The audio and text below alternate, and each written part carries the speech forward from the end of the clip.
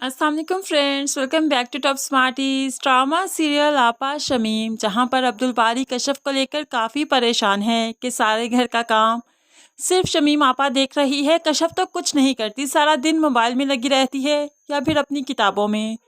वो काफ़ी बदगुमान हो चुका है अपनी बेगम से, और आपा शमीम यही तो चाहती थी।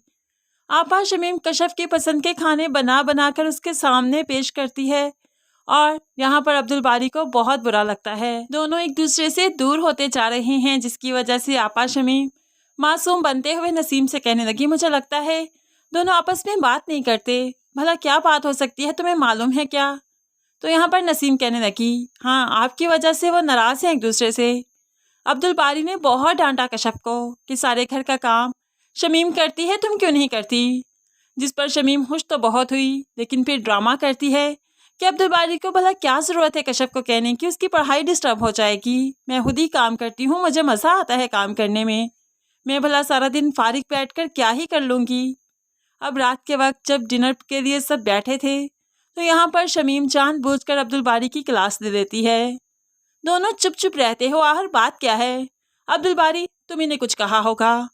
मैं नहीं चाहती कि इस तरह की नाचाकियां घर में भरती रहें। कशफ बहुत समझदार है, सारा दिन पढ़ाई में लगी रहती है, यूनिवर्सिटी में लगी रहती है। तुम ही हो जो उसको नाराज करते हो। चलो कमरे में जाओ, उससे माफ़ी मांगो। अब यहाँ पर अब्दुल बारी जैसे तैसे बहन के कहने में आकर कशफ के सामने आकर कानों को हाथ लगाते हुए माफ़ी मांगता है। कशफ तो धंग सिर्फ अब्दुल बारी को देखती रही, और शमीम की हरकतें समझ चुकी है कि वो क्यों ऐसा कर रही है। वो हम दोनों को एक दूसरे के साथ बदगुमान करना चाहती है, लेकिन अब्दुल बारी को ये बातें समझ नहीं आ रही।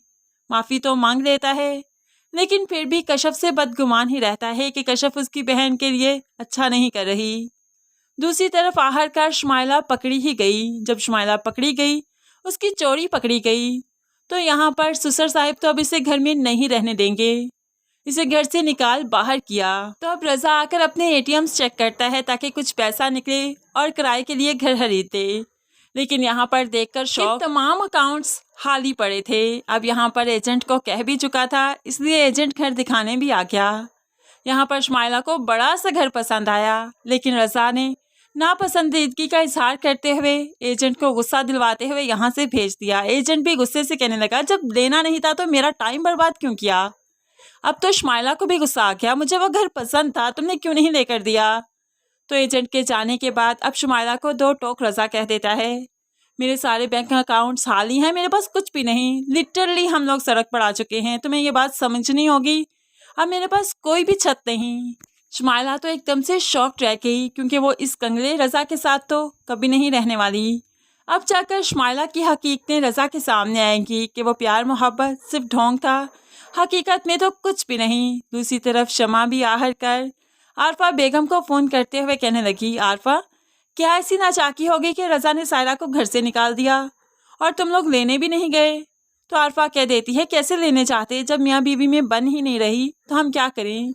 सायरा लाख अच्छी सही, लेकिन अपने मियाँ के दिल में तो जगह नहीं बना पाई ना। तो शमा कहने लगी, नहीं बना पाई तो क्या हुआ, औलाद की खातिर उसे ले आओ, इसमें क्या हर्ज है? जब रज़ा को अपनी औलाद का मालूम पड़ेगा तो नरम पड़ जाएगा।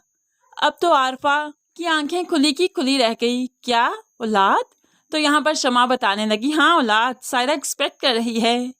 अब यहाँ पर जैसे तैसे करके आरफा बेगम सायरा को वापस ज़रूर लाएगी, और जब सायरा वापस आ जाएगी रज़ा भी घर में आ ही जाएगा, और ऐसे में शुमाइला दर बदर की ठोकरें खाएगी।